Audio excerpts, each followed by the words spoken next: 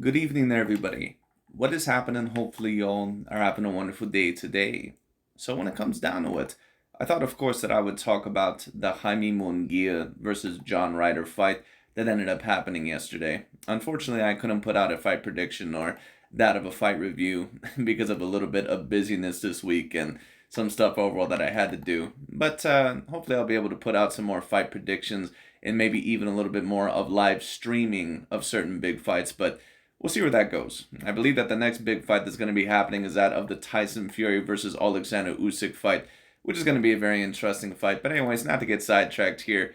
For those of you that did not end up hearing about the results yesterday, Mr. Jaime Munguia, just like I would have predicted in my fight prediction, he ended up beating John Ryder and pretty much proving John Ryder to be, in my view, what he always has been, which is, a guy with a bunch of heart and a guy that's always been a little bit rough and tough and has a lot of guts in the ring, but but at the end of the day, he's not a guy that has ever been a superior level fighter. He's just not. He's always been a C grade level fighter. He's always been a guy that he's decently somewhat skilled, but I wouldn't put him anywhere above probably a C plus to a B minus, maybe a B minus, because he did give a lot of problems apparently to that of Callum Smith and also that of Danny Jacobs. Even though Danny was probably somewhat done at that point in time in his career, or certainly not the same fighter ever since out of the Canelo Alvarez fight. That was probably his last good performance. But anyways, when it came down to it, I was not surprised that Jaime Munguia beat that of John Ryder. However, I will say that him knocking him out within 9 rounds and pretty much winning every single round and knocking him down, I believe, 3 to 4 times within that of the fight, it certainly overall was a little bit more dominant than what I was expecting. And I think that I would have predicted more than likely Jaime Munguia to win by that of unanimous decision or that overall by latter round stoppage. I'm not really super surprised that he stopped him. But at the end of the day, Jaime Munguia, he's always been a fighter that I've kind of been on the fence about. I've never really seen him as a super technical fighter. But this probably was the best technical performance that I've personally ever seen in his career. And no, he doesn't have a lot of great fighters on his resume. He doesn't have, a whole lot of great names. But he is a Mexican fighter, and he is a guy that might be a very good name overall for anyone who might possibly step in the ring with him. And I think that after this performance, that one could label Jaime Munguia probably as an A-minus level fighter. I'm not quite sure if I would rank him any higher than that. I don't see him much better than that of Jamal Charlo, pretty much at his best, and he might even be a little bit slightly below that of a Jamal Charlo, because even Jamal Charlo at his best, I think, is probably more technical and has less faults than that of a Jaime Munguia. But Jaime Munguia does have a lot of power. He's getting technically better and technically sound, and I think that he could fit at the super middleweight division very well. And if you're asking me, potentially, because this is pretty much what everyone is talking about, would I like to see the Saul Canelo Alvarez versus Jaime Munguia fight next? I think that is a very interesting fight. And I think that, Canelo, apparently there was rumors about him possibly facing one or two fighters next. And one of those fighters is either Jaime Munguia, and another one is also that of Jamal Charlo. And in my personal view, Jamal Charlo, that fight is somewhat of a decent fight, but I think that Jamal Charlo, to be quite honest with you, I don't think that he ever would have beat Canelo Alvarez in the first place. And at least at the current moment in time right now, he's just mentally done as a fighter. And, even in that last fight against Jose Benavidez, I would probably give his performance a 6 out of 10. But to be honest with you, one could also say that it was a 4 out of 10. Because it's no offense against that of Jose Benavidez. But pretty much every single time that I've seen him in the ring against a fighter that was an elite caliber fighter, whether it be Danny Garcia or that of Terrence Bud Crawford. I mean, I guess to be fair, he gave Crawford a tough time, but that was when he was undefeated. Then against Danny Garcia, he got his ass whooped basically for that whole entire fight. And Jamal Charlo, I mean, he still got hit way too much in that fight, and you can just tell that right now that he's not completely into it mentally as a fighter. And when you step in the ring with someone like Canelo Alvarez, someone who takes this shit very seriously and someone who punches very hard, and yes, he's growing older and you can tell that he's on the decline a little bit. But at the end of the day, Canelo was still a veteran fighter and he's still a very serious, real deal fighter. So to be honest with you, I think that out of those two fights next, I would like to see the Jaime Munguia fight more. I think that he's younger. I think that at this time that he's more focused. And I think that because of both Mexican fan bases and that they're both Mexican, I think that it would be a great build-up, which more than likely is going to be the Canelo and David Benavidez fight that will more than likely happen this September. And I don't believe that the David Benavidez fight is going to happen this May. I believe that it is going to happen in September, or at least I believe that is what more than likely Canelo Alvarez is going to plan. And I've been saying this now pretty much for the past year. But like I said, we'll see what happens. But anyways, Boxing Ego, who of course is not the biggest fan of Canelo Alvarez, he's going to be talking about it. Let's tune in.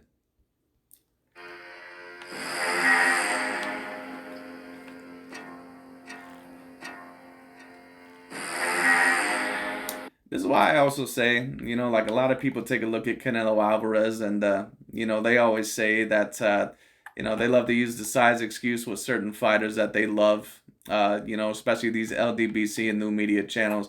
But then when it came to Canelo Alvarez losing against Dimitri Bivol, they said that, oh, well, Canelo rehydrated at 185 and all sort of stuff. And Canelo does rehydrate heavily overall for his size.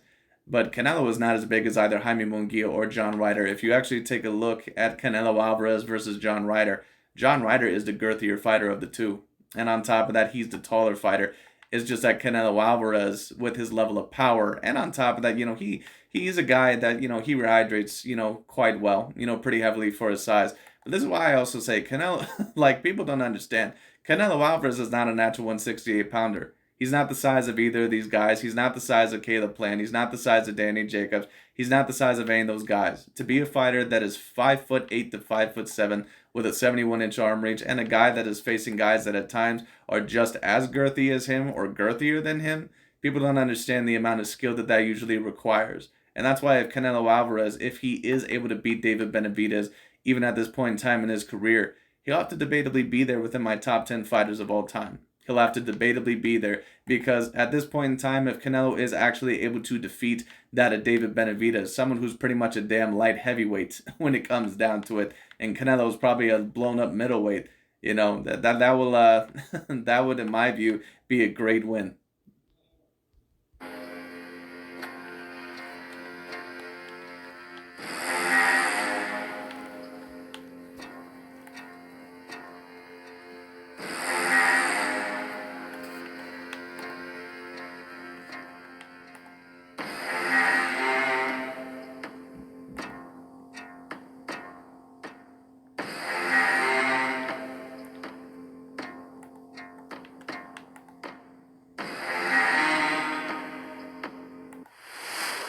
Jaime Munguia destroys John Ryder. Post-fight, he said he would love to share the ring with Canelo Alvarez. Payday, you'll want payday. I know that. Does that mean he's ready? Ego always loves to, come up with these phrases, especially when it comes to Canelo or Pacquiao, and when they're making excuses or allegedly avoiding a fighter. Well, he should do the same thing overall when it comes to that of Deontay Wilder. Like, he should tell talking to Deontay Wilder accent overall, like, my legs were heavy, that extra 40 pounds, whatever Wilder overall, sounds like, or whatever the fuck he said. At the end of the day, Wilder making that bullshit ass excuse of that fucking suit wearing his legs out. It's just always very interesting, once again, the energy that Ego likes to put with that of certain fighters like Canelo or Tyson Fury or certain other people like that. But then when it comes to certain fighters that he likes, then he's willing to make all the excuses for them in the world or portray them in as positive of a light as what he can. Ready for it? Get ready for the realest breakdown. Jaime Munguia versus John Ryder. What up, Fight World? It's your boy Ego, and I'm back with some more boxing. Last night, Jaime Munguia of Mexico, he had his first fight with none other than Hall of Fame trainer, former trainer of Manny Pacquiao. I want to, I believe, I will, Freddie, right? Freddie Roach. So some people were concerned, some people were excited, and they wanted to see how Jaime Munguia would look with a brand new trainer. And he looked pretty good. As good. I agree. And let me tell you what, Jaime Munguia clearly still has faults. He's a guy that, he clearly gets a little bit too hit too often. He needs to cover up a little bit better. But he's just not a guy that when I take a look at him that he uses his feet to the best of his ability. He's not a great mover. He doesn't have the best of foot movement that I've ever seen. He doesn't have the best of head movement that I've ever seen. But it's getting a little bit better. And on top of that, he hits like an ox. So, I don't think that I would bet on him to beat Canelo Alvarez, but it could be a little bit more competitive than maybe what we think. Because Jaime Munguia is a guy that he's very big, and he probably is even a little bit naturally bigger than that of Canelo Alvarez. So that'd be a very interesting fight. That actually, in my view, would be a better setup fight than that of a Jamal Charlo. However, Canelo still might go after Jamal Charlo because I think he knows that defeating that of Jamal Charlo, that a lot of people would take a look at that and see it as one of the names that many people were calling for. So Canelo still might decide to go after Jamal Charlo next. But in my view, the better fight, at least next, if you're not going to take David Benavidez, would be that of Jaime Munguia. As you can expect from a Jaime Munguia. Listen, the reality is this. In my opinion, Jaime Munguia is a flawed fighter. I agree. It's just what it is. But there's nothing wrong with being a flawed fighter. And it's not even saying that you can't win as a flawed fighter. It's just what it is. What do I mean by flawed fighter? Because I know some of you guys are asking that. By flawed fighter, what I mean is he just has his flaws. I mean, it's just like the name suggests. He has very descriptive flaws. Doesn't mean he can't beat certain people with those flaws. There's been a lot of fighters historically that have had. And let me also tell you this, because I think I've seen Ego say something along the lines overall of, people want to just give out participation trophies, and there's no participation trophies on my channel when he was talking about this fight. And he was saying that, people just want to give credit to John Ryder, and give out a participation trophy. And let me tell you what, I agree with those standards. I don't give participation trophies out on my channel either. There's only so much that I can give you for the heart and courage that you bring to the ring. Don't get me wrong, that's great, but pretty much every fighter out there shows great heart and courage. There's very few fighters out there that don't, with the exception of a couple times where I think that a fighter quit and, I thought that, it was kind of despicable, like Gim Oregonda when he quit against Lomachenko, or maybe some other situations where I thought that, they could have put more on the table, or Roberto Duran against Sugar Ray Leonard, in the rematch. But at the end of the day, oftentimes more than not, most of these fighters, especially if you're championship caliber or, one of the top 10 within that weight division, you're going to show a lot of heart. So I agree with that. But the thing also is about Ego is that he loves to, give you this narrative about, I don't give out participation trophies. Right, well, you're apparently giving Wilder his flowers, even though he lost dominantly to Tyson Fury basically 3 times and also lost dominantly to Joseph Parker. So at the end of the day, you certainly give out participation trophies to your favorite fighters. And you're still giving out participation trophies right now to that of Errol Spence Jr.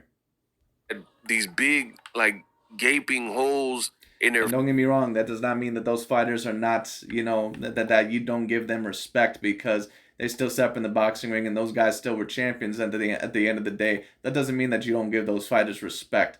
But I also am not a fan of participation trophies. I don't give out participation trophies. I'm a very blunt and a very objective critic. And at the end of the day, no matter what fighter it is, if I feel that they put on a piss poor performance, then, that's pretty much what I say.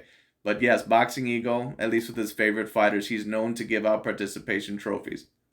Fight game. They're not necessarily the most complete fighter, or they're not But a part of the reason also why the LDBC and new media might be willing to give certain fighters, even if they're not Black American fighters, more willing of participation trophies, is because they know that that also might boost up the possible win of some of their favorite fighters. So if it's someone like a Mario Barrios or an Isaac Pitbull Cruz or something like that, they'll be willing to give them more credit, even if the win isn't that great, or they'll be willing to give them a participation trophy a little bit more willing. Be a Pernell Whitaker on defense and real stealthy and crafty, but they can still beat guys. And sometimes even in these matchups where you have someone who is superior defensively or considered the more all-around, what if that fighter doesn't have a great chin? So, these one-dimensional styles can prevail in boxing. Styles make fights. It just depends on the individual. I would have to watch Jaime Munguia in completion to really see if he's a one-dimensional fighter, but I understand what Boxing Ego is stating. I think that Jaime Munguia is trying to learn to fight in a multitude of ways. I'm just not quite sure if he's really going to be super great at it. And what I will say is this: if Jaime Munguia is in a fight to where he's in against the ring against a fighter like that of Canelo Alvarez, or a guy that is super elite, then he probably will get exposed, at least in certain areas, as that of one dimensional. Individual matchup. But make no mistake about it, Jaime Munguia is a flawed fighter. He has flaws, and the reason I'm saying flaws is he's had several trainers, from Eric Morales to now Freddie Roach, and I see the same holes in his game, and they don't look to be getting shored up as he progresses. So yeah, that's I think that Jaime Munguia, I think that he's sharpened up on some things, but there's just certain things that you're never ever going to really cap up. Sometimes there's certain holes to where they just don't get plugged up, or they don't get treated. It just is what it is. We've seen it with Deontay Wilder. Wilder got sharper a little bit over the years with his jab and his counter punching to a degree, but he still overall did not have great footwork. He was not great on the back foot, and there was a multitude of other areas that he had flaws in. Jaime Munguia is kind of the same. You can tell that he's getting better over time. And I think that with this performance, that I would say that he probably looked sharper than what I would call most one-dimensional fighters, if you wanted to label Jaime Munguia as that. But it's just going to be interesting to see where he goes. Would I bet on him to beat Canelo Alvarez? No, I wouldn't. But, well, we'll see overall where he goes, because he is very powerful, and this probably was the best technical performance of his career. definitely what I would call a flawed fighter. Doesn't mean he can't win against guys, doesn't mean he doesn't do other things right, and that's what it is. But usually fighters like Jaime Munguia, they don't have the same run and shelf life that you see from Bernard Hopkins or Floyd Mayweather. Easy work, I ain't got to worry about it. Once again, Bernard Hopkins, the most overrated, the most overrated all-time great fighter in my view. I really don't understand how Bernard Hopkins gets snuck into these top 10 conversations when all the major big fights in his career he pretty much lost. He lost to Joe Calzaghe, he lost to Chad Dawson, he lost to Roy Jones Jr., he lost a couple of other fights. I mean, he beat Felix Tito Trinidad, and he beat, Oscar De La Hoya, which are pretty much the two biggest wins in his career. But at the end of the day, you were way bigger than those guys, man. And at the end of the day, both of those guys were also known for having a little bit of flawed styles anyway. So it's like, don't get me wrong, Bernard Hopkins, all-time great fighter, probably within my top 30 of all time. I just don't know really how he sneaks into this top 20 to top 10 conversation. Because in order for me to do that, you would have to be at one point in time debatably the undisputed number one pound-for-pound fighter of your generation. And I just don't ever think that he was. And those middleweight title defenses, I mean, maybe people might disagree with me, but how many of those guys do we really remember as elite other than Felix Tito Trinidad? And then he finally fought a real talent in that of Jermaine Taylor, and he lost both of those fights, man. So it's like, I don't understand how Bernard Hopkins always gets this great of acclaim. Or guys like that. And don't get me wrong, he was still a great fighter, but in my view, he's more on the level of that of a Tommy Hearns. Juan Manuel Marquez of Mexico. Guys like even Sugar Ray Leonard or Terrence Crawford. Like, look at Terrence Crawford, how he fights.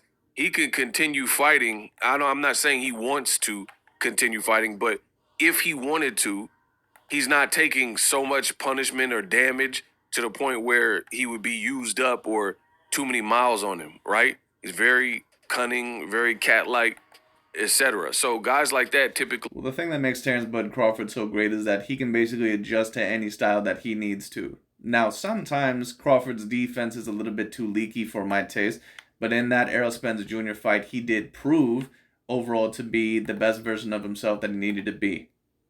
Last longer in the sport of boxing. It's no mystery. Make no mistake about it. Your shelf life and your window changes depending on how you fight exactly. And if you fight in a certain way, just so you know, in case you don't know, that could come back to bite you. And Jaime Munguia is one of those fighters. Now, as far as the realist breakdown, let me break down the fight.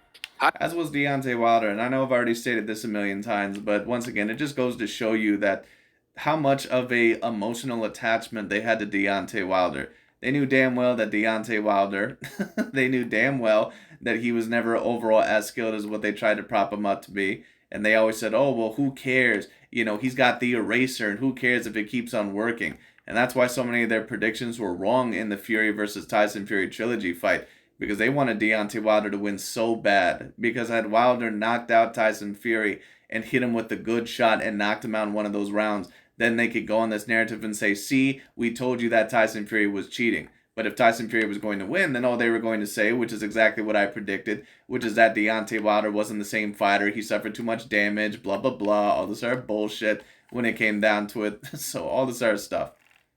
Jaime Munguia, he did his thing. He beat up John Ryder. He dropped him 4 times, a total of 4 times, and he won the bout convincingly. There were not many. I agree, and once again, let me give Jaime Munguia a lot of credit there because I thought it was at least going to be a 9 rounds to 3, 8 rounds to 4 affair. Now, 9 rounds to 3, of course, is a pretty distant lead, but at the end of the day, I was expecting it to go to decision. That would have been my first prediction, and I was expecting probably a good 9 rounds to 3, 8 rounds to 4 performance. And John Ryder, I'm not really even sure how many rounds he won, if he won any at all. Moments for John Ryder. I don't know what he had going on. I gave John. And let me tell you what, there's no guarantee that John Ryder maybe did not take a paycheck for this fight. Now I'm going to lean more towards a no because John Ryder still hit him with some good shots in this fight. And John Ryder, I mean, usually when someone takes a paycheck, they don't get their ass whooped that badly. But at the end of the day, you never know because John Ryder, he's pretty much a fighter to where if, certain promoters took him behind the scenes and said, listen, John, kind of like in that Pulp Fiction scene with Bruce Willis's character Butch, if you were going to make it, you would have made it by now. And at the end of the day, listen, you could either get your ass kicked really badly against Jaime Munguia, which is why, once again, I'm not going to say that he took a paycheck because he did get his ass whooped badly in this fight. So I'm not going to say overall that he took a paycheck here, but I guess you never know because certain fighters like this, especially when they take several losses and they know that their career is pretty much not going any further and they're not going to get any more big paydays, they take a very big payday behind the scene and they say, you know what? I could use this extra mil or I could use this extra 5 mil, whatever they're going to pay me behind the scenes. Because it's going to help me, it's going to help my family, whatever it is. But I'm not going to say that John Ryder did that because of how badly he got beat up. I mean, he got knocked down several times in this fight. Ryder, I think like 2 rounds, rounds 6 and 7. I remember his rounds were back-to-back rounds. And other than that, he didn't really do much, but kind of survive and pick himself off the ground. He got dropped, I want to say, in the second round of the fight. He was getting mauled on and hit. Now, I got to talk about one of the flaws that I seen from Jaime Munguia that I continue to see. And that's Jaime Munguia. When he gets you hurt, he wants to just go berserk. Berserker barrage. Throw caution to the wind and just throwing everything he got at you. One, you could punch yourself out. And it looks like he did that versus John Ryder. There were these moments where he definitely phased John Ryder. He definitely looked to have him hurt and or dropped him or whatever the case is. And then he went like balls to the wall. And it looked like he had to recover in some of the following rounds. Because I want to say one of his very good rounds, like let's say 4 or 5, he looked like he was close to like finishing John Ryder. And I do agree somewhat with Mr. BOXINGEGO on that. Jaime Munguia has to be more disciplined when he does that. Because at times he can punch himself out a little bit. And also at times he's a little bit too hittable for his own good. And he just gets, way too overconfident. And if you're facing a fighter like David Benavidez or Canelo Alvarez and that ends up happening, those are fighters that, they're probably more intelligent than any fighters that you've ever fought. And on top of that, they got real power. He may have dropped him or whatever. And then shortly after that, John Ryder had his best rounds. So that's not a good thing. When you look at other fighters, even offensive fighters like, let's say, David Benavidez. When David Benavidez has you hurt, he usually just ups the tempo and he either stops you or he mauls you and does like he did with Caleb Plant, where you almost could have stopped it the way it was looking. So David Benavidez, once he's like a sports car. Once he gets to the 0 to 60 mark, you can't catch him once he gets going. Jaime Munguia. Well, the thing is about David Benavidez, a big part of the reason why no one's able to catch him is because he's never fought another legitimate sports car. Or at least never, one that could really handle him that much. Basically, David Benavidez, he's almost basically like a Lamborghini, but he's never really been in the ring overall with a Ferrari or with that of a Bugatti or something like that. David Benavidez has been in the ring with like a Mustang GT or a Camaro. Guys that can, kind of put up a fight at first, but then in the long run, they're more than likely not going to be able to. For David Benavidez, for him to really be challenged in a race, is going to have to be overall against that Ferrari. It's going to have to be against that Bugatti, or that Bugatti Veyron, or whatever it might be. And that more than likely is going to be Canelo Alvarez, and that's going to be a very interesting fight. He almost has these like spurts, like the ebb and flow is a bit weird, at least to me, because I'll see Jaime Munguia have these very high highs, and then following rounds, it'll be like his worst rounds in the fight. And I've seen this in other fights where he just gives up the play. So this fight didn't look too much different than the Sergey Derevyanchenko fight. I do think the Derevyanchenko fight altogether was a bit harder, and he didn't knock Derevyanchenko down 4 times like he did to John Ryder. But all in all, I still see the same flaws with Freddie Roach, without Freddie Roach, with Eric Morales, without him. But again, I think that a lot of the same flaws are still there, but let me tell you what, just in my personal view at the very least, they definitely were shortened. I thought that, he looked the best here that I had personally ever seen him. Now, to be fair, I did not watch the Sergey Derevyanchenko fight, so I can't tell you on that. But he certainly looked more technical here than what I had ever seen him. I mean, Munguia, for me, he's like Ruslan. And not just the most technical, because sometimes certain fighters try to be technical, like Ryan Garcia in his last fight, and they do these dumbass moves where they don't fight in their type of fight. So sometimes you got to mix the technicality and try new things while also kind of somewhat being the same fighter. Because if you try to be too technical, then you're going to fuck yourself up and get inside your own head and lose the fight. Because sometimes you got to do what brought you to that dance in the first place. That's why Wilder kind of lost that Joseph Parker fight. He tried to be way too technical when really he needed to be a brawler, because that's what Deontay Wilder is. He's not a guy overall, that he's not a guy that is he's, if I were going to compare it, he's not an elite boxer. Like if we're comparing it to dancers, he's not a ballet dancer. He doesn't have great grace. He's one of those guys that you see at a rock concert that that is riffing and dancing like crazy at the end of the day. He's not a guy that overall is an elite artist. He's just not. He's a brawler. And at the end of the day, Jaime Munguia has to realize that a little bit about himself as well, that he's not a super technical dude. Now, at the time, sometimes that's very hard for fighters to realize. But sometimes you got to turn the fight into more of a brawl. You got to notice overall when to do it at the right time. But at the end of the day, you have to do what kind of brought you to that fight in the first place. Because a lot of the time, certain fighters, when they're not meant to be that way, or when they just clearly don't have that skill set, they try to be way too technical, and at the end of the day, it ends up screwing them over more than what it does positives for them. Boltnikov, he's a guilty pleasure. I enjoy watching his fights because with everybody, I'm realistic when it comes to boxing. I'm a realistic fan, and I'm not expecting. Well, you're realistic overall, depending on what the subject is. Everybody to Ruslan Boltnikov, by the way, might have the best chin that I've ever personally seen in boxing. Either him or Antonio Margarito. Who I want them to be. Like, because me personally, I think probably my favorite style is a boxer puncher with power. Like someone who's scientific, but he's like a boxer puncher. Not like no power and he's just super scientific and not getting hit. But when you can find the fighters that do a little bit of everything complete on the spectrum, that tends to be my favorite fighter. I would say like boxer punchers, and guys who... Right, and usually boxers punchers, usually those are the guys that usually are the most elite fighters on the planet. So when we talk about boxer punchers, or at least boxers that even if they're not elite level fighters, or excuse me, not elite level fighters, but even if they're not elite level punchers, they can at least punch to the point to where they can keep you back or hurt you. So if we're talking about current day boxers like that, we're talking about Canelo, we're talking about Crawford, we're talking about Alexander Usyk, Tyson Fury, and Naoya Inoue. That's why I have those top 5 guys within my top 5 pound per pound list. Not just based on the skill set, but also based on the resume and other stuff like that. Know how to put their punches together and finish you, but they're not just going out recklessly and getting punched up, trying to finish you, things like that. So all in all, it was a good performance. It was an expected performance. Like for me, well, I'm going to say that I expected Jaime Munguia to win. I didn't expect him to whoop his ass that badly, though. So I'm not going to say a completely expected performance. But at the end of the day, this also could be because Canelo Alvarez might potentially fight Jaime Munguia next. And don't get me wrong, I think that the David Benavidez fight definitely needs to happen over this fight. But I think that Canelo Alvarez's plan was always that David Benavidez was going to be in September. So I think that, more than likely either the Jaime Munguia or Jamal Charlo fight is going to happen next. I think that the Jaime Munguia fight would be a great fight.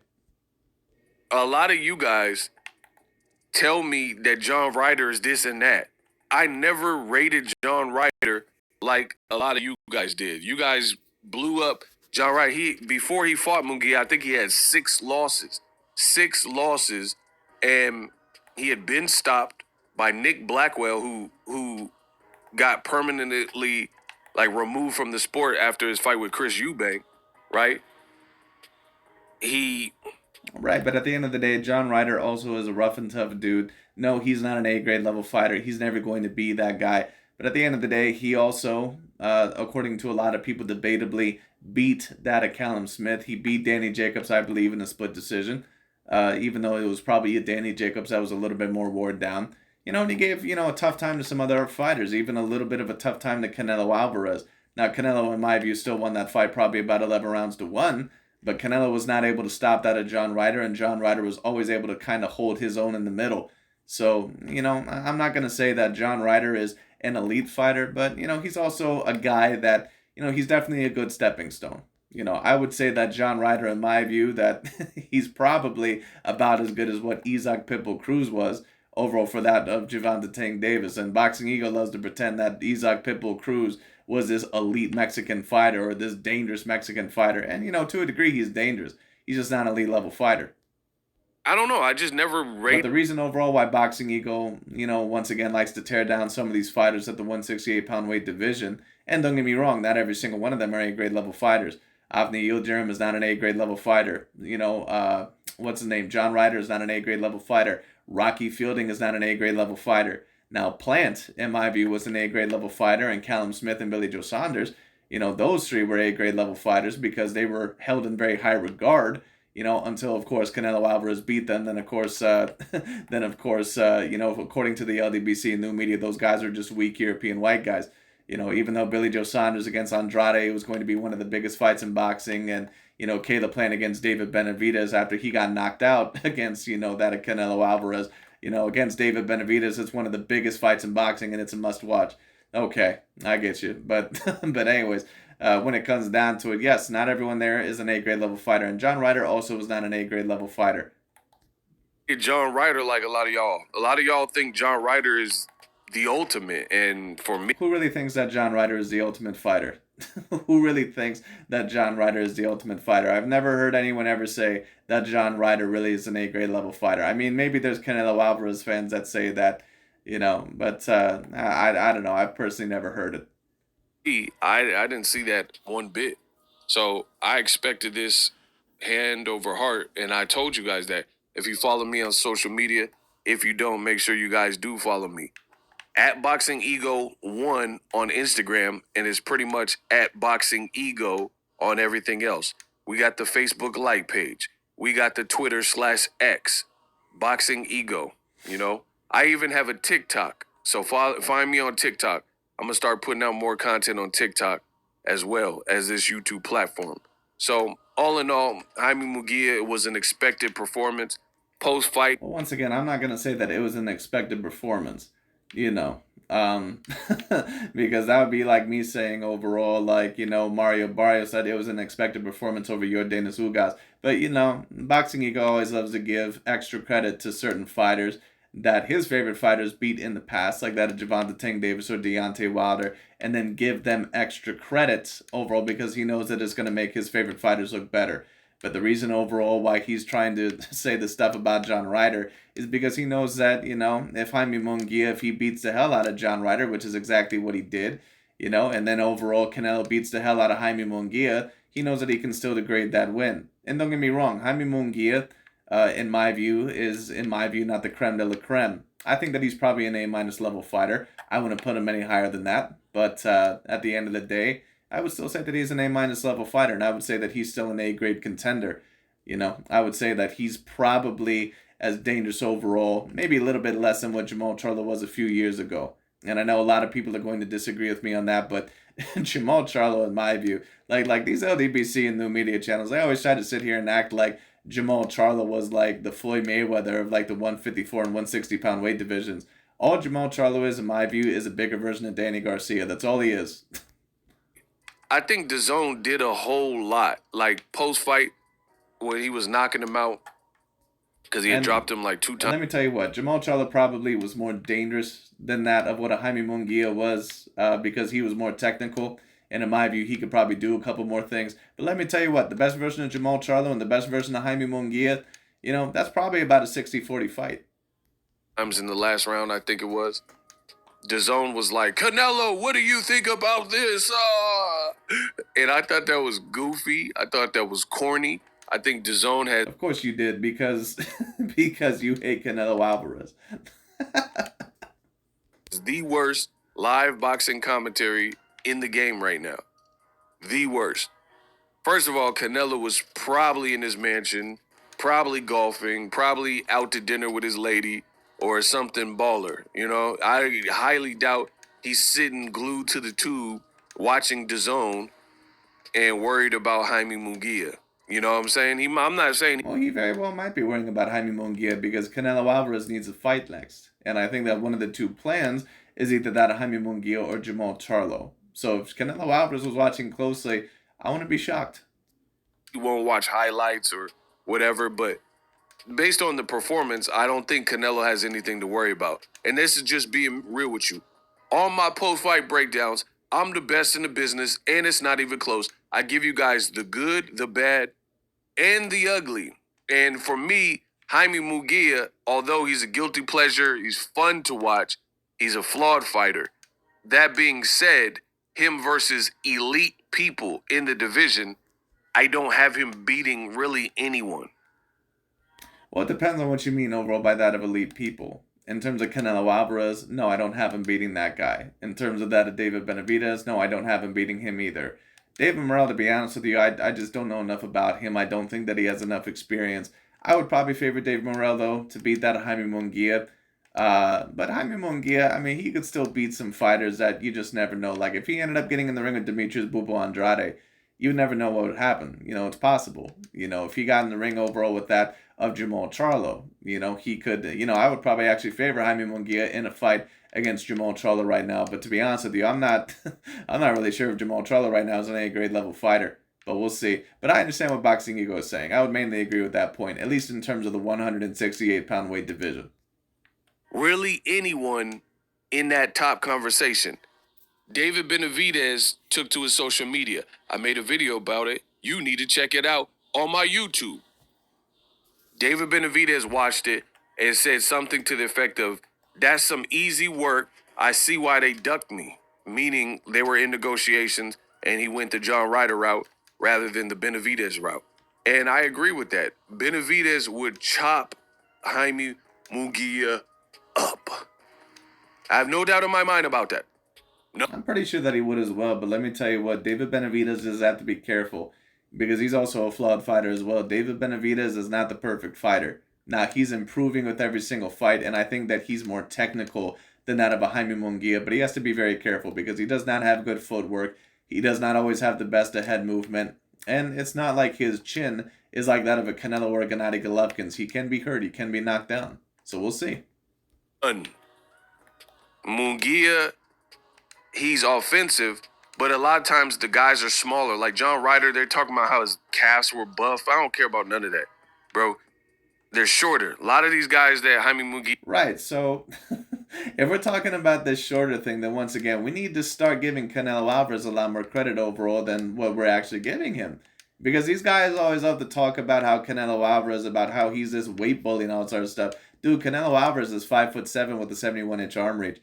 And on top of that, he rehydrates at 185. But just like I told people, these guys like Andrade and Charlo and some of these other guys, they rehydrate just as heavily as that of Canelo Alvarez. Andrade was in there against David Benavidez, and he went up to about 190-something pounds.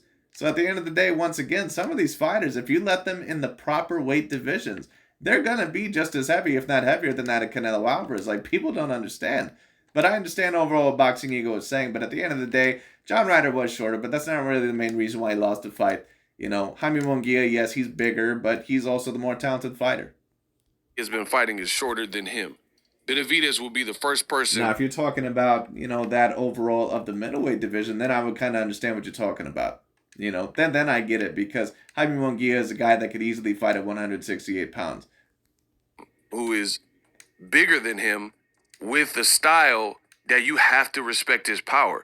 If you've seen Jaime Munguia get hurt by Sergey Derevchenko, then best believe that David Benavidez can definitely hurt you. This is why Golden Boy is matching Jaime Munguia in such a way. It's Well, I agree. They've been matching him up for a very long time, but it seems like they're about willing to cash him out very soon. And it seems potentially like it's going to be against Canelo Alvarez, but we'll see. just like Zordo Ramirez, like where he's cool, he's solid, but the record is padded. The record, you got I do agree with that. Both of their records were very much padded. 40, 50, 60 fights, or whatever amount Zordo has, whatever amount Munguia has, and majority of them don't amount to 5 of Canelo's fights. You know what I mean? Like you look at Canelo's top Agreed, sir. Thank you. About time overall that you admitted that, sir. About time that you admitted that. 5. There's no one on Munguia on his resume that rivals Canelo's top 5. Furthermore, John Ryder even, we don't even know if he's the same fighter because he definitely lost his last fight before the Munguia fight. That's very true. You never know how much wear and tear that he suffered against Canelo Alvarez. Now, Canelo, of course, he wasn't able to get the stoppage against that of John Ryder, but at the end of the day, he still suffered a very bad beating in that fight. And Canelo, because he is such an elite level boxer, a lot of the times when he fights fighters and he ends up getting that victory over them, they're never the same ever again. Like if you take a look at Gennady Golovkin after the Canelo Alvarez fight, now that also could have possibly been, because of age a little bit, and also because he had gotten a new trainer. But Gennady was never, ever the same fighter ever again after that rematch with Canelo Alvarez. Danny Jacobs was never the same fighter ever again after that match with Canelo.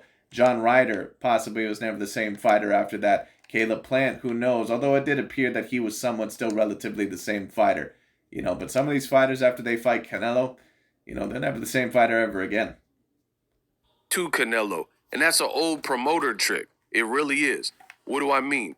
The promoter trick is to basically get a guy on like 2 weeks' notice, fresh off the couch, fresh off another fight, fresh off a punishing fight, fresh off a loss, these types of things where people are looking like, oh, this is a great name. I want to see this fight because they're thinking about the namesake and the brand, but they're not looking at the intangibles. Is this guy on a long layoff? Oh, this. Right, I agree with you, Mr. Boxing Ego, but then keep the same energy with that Mario Barrios. Because you keep trying to push Gervonta Tank Davis and shove it down a lot of people's throats that he's the face of boxing and, oh, we told you that Mario Barrios was a good fighter and all sort of stuff. Right, but he defeated Yordenis Ugas, who's a former champion for sure. But Yordenis Ugas is coming off of the worst ass whooping of his career, and where he had to stop because he had a broken orbital eye bone. So I completely agree with your standards, Ego. I just think that you should apply them everywhere. Guy hasn't fought in 16 months. Oh, this guy just fought and lost. That's John Ryder. He had a broken jaw or nose, something Canelo did. I forgot the exact injury. He lost convincingly to Canelo, right? Even though he has some moments where I guess he. Canelo Alvarez, once again, I'm going to be very interested to see how he would look in the Jaime Munguia fight. Him defeating Jamal Charlo, at least at this point, it just wouldn't tell me anything. Because Jamal Charlo, both the Charlo's brothers now, they're done. And Jamal Charlo is another fighter that after that fight, he was done. I mean, to be fair, Jamal Charlo was done as soon as he took that Canelo Alvarez fight. He knew damn well he wasn't going to win that fight. You could tell overall in the way that he talked in the press conference. Jamal Charlo usually talks all this shit, and he was well behaved. He was well behaved overall, just like a good little puppy at that press conference against Canelo Alvarez. He said, yes, sir. Gave Canelo a little bit of issue, like he was tough, whatever. But there was no one at the end of that fight that believed that Canelo lost the fight. Anybody realistic. So. Well, shit. I mean, you could probably ask Aki TV and Dante's Boxing Nation. They probably had the fight as a draw. You fought John Ryder off of a loss. Golden Boy and DAZN kept bragging about Canelo couldn't do this. But Canelo did do this because he could have tenderized John Ryder, given the fact that he beat him and broke his nose. He might have took the last little fight about him. because John Ryder entered I agree with you. Once again, keep the same standard, sir, when you're trying to promote your favorite fighters. the Munguia fight talking about if he loses that he would probably retire. So miss me with that. The zone commentary, terrible, terrible stuff. But shout out to Jaime Munguia. I don't see him beating the Morels, the Benavidezes, and the Canelos, or even Jamal Charlo. Unless I would actually probably favor him over Jamal Charlo at this point. If Jamal Charlo puts on another performance like that against Jose Benavidez, Jaime Munguia has a very decent chance to beat him. Or at least at the very least is 50-50, because Jamal Charlo, he has no mental motivation. His soul is just completely taken out, and from what I hear, apparently it's because of a possible divorce with his wife. Unfortunately, with a lot of these athletes, that divorce or, marrying the wrong woman, it could really take a lot out of them. Jamal Charlo's not We've seen a very similar thing with that of Teofimo Lopez. Fortunately for him, he's been able to revive his career a little bit in a very good way. same from his hiatus. Let me know what you guys think. Jaime Munguia, what's next for him? What do you want to see next? Subscribe to my channel, Best in the Business, and it's not even close. But anyways, that's pretty much about it for today. I just thought that I would talk about that. Very interesting. But do I believe that Jaime Munguia also would beat that of a David Morrell, David Benavidez, or Canelo Alvarez? I don't think they would defeat any of those fighters. However, I will say this. It would be interesting to see him in the ring against a Charlo or that of a Demetrius Bubo Andrade. It would be interesting. Because even though I think that both of those fighters at their best, that they're probably more technically sound than that of Jaime Munguia. Jaime Munguia, one thing I know about him is that usually he's not afraid to throw, and he has a lot of level of power. And I don't know how long Andrade is really going to last within that of a fight. He lasted very little within that of the David Benavidez fight. And Charlo, like I already said, both of those guys look done. But we'll see what happens. But anyways, that's pretty much about it for today. I just thought that I would talk about that very potentially interesting matchup between Canelo and Jaime Munguia. I think that would be a fight that, in my view, I would more likely want to see than that of a Jamal Charlo fight. Because Jamal Charlo just appears done to me. His last fight, I would probably give him about a 5 or 6 out of 10. And it isn't because I didn't think that he clearly won the fight, but he could have probably been at about 30% and still won that fight. Jose Benavidez is just not the greatest fighter. It just is what it is. But anyways, that's pretty much about it. Anyways, thank you guys so much for watching. We'll see where this goes. Should be very interesting.